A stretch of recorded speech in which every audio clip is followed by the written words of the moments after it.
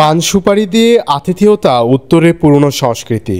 উত্তর জনপদে বছরের পর বছর ধরে মেহমানদারিতে রাখা হচ্ছে পান সুপারি। এ যেন উত্তরের মানুষের আতিথেয়তার ঐতিহ্য।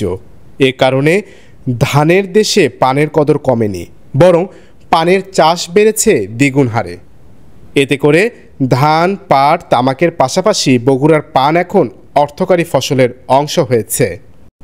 একবার পানের চারা লাগালে ফসল ওঠে একটানা 15 থেকে 20 বছর। সারা বছর ধরেই ফসল তোলা যায়। তাই শস্য ও সবজির পাশাপাশি পান চাষে ঝুঁকছেন বগুড়া শাহজাহানপুরের কৃষকেরা। আমি ছোটবেলা থেকেই আমার বাবার সাথে এই ফসলে কাজ করি। প্রায় 15 বছর হয়ে গেছে বড় রোজের বয়স।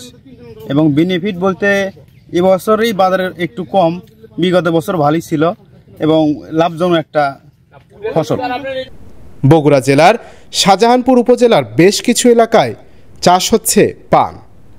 উৎপাদিত পান পাইকারি দরে বিভিন্ন বাজারে বিক্রি হয়। এভাবে ছড়িয়ে পড়ছে পুরো উপজেলার হাট বাজারে। ফলে পান বেচা নিয়ে কৃষকদের বাড়তি ঝামেলা পোহাতে হয় না। পানের ন্যায্য মূল্য পাচ্ছেন তারা।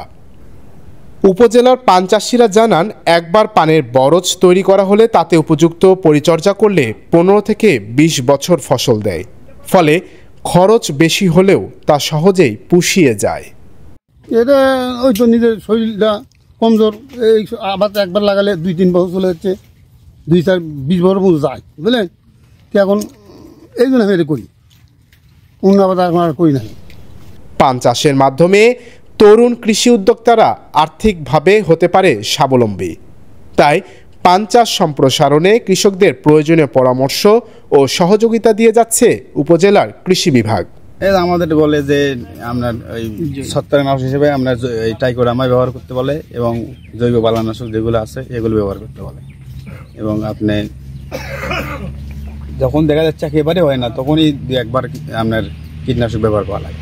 আমরা তাদের নিয়মিত পরামর্শ দিই যে জৈব বালাইনাশক হিসেবে জৈব বালাইনাশক ব্যবহার করার জন্য কীটনাশক ব্যবহার করা যাবে না। কারণ হচ্ছে যে যেহেতু পানটা চিবিয়ে খায় কাঁচা জিনিস, এটা যদি কীটনাশক দেয় সাইড এফেক্ট হতে পারে, বিষক্রিয়া হতে পারে। এই জন্য আমরা জৈব বালাইনাশক, যদি পোকার আক্রমণ হয় তো জৈব বালাইনাশক স্প্রে করাই। আমরা জৈব বালাইনাশক হিসেবে তারা স্প্রে করে, এতে কৃষক লাভবান হয় এবং ভোক্তা যারা খায় তারাও স্বাস্থ্যের জন্য ঝুঁকি না হয়।